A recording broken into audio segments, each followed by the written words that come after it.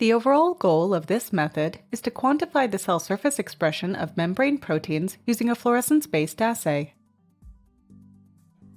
The main advantage of this technique is that flow cytometry assays deliver quantifiable endpoints on large volumes of live cells in a single experiment. The implications of this technique extend toward the diagnosis and the therapy of cardiac ventricular arrhythmias because these pathologies are often associated with genetic mutations that cause defects in the trafficking of cardiac ion channels.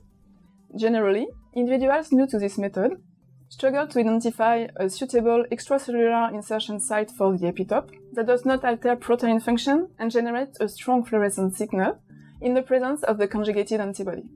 Demonstrating this procedure will be Benoîte Bourdin, a research assistant from my lab.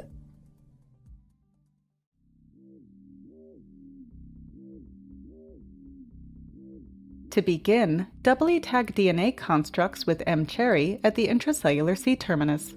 Also, express an extracellular-facing hemagglutinin epitope, which can be measured using a fluorescence antibody to estimate the cell surface expression of membrane proteins. Next, culture a plate of TSA-201 cells using standard techniques until they reach 90% confluence. For each sample, prepare the transfection reagents in 2 tubes.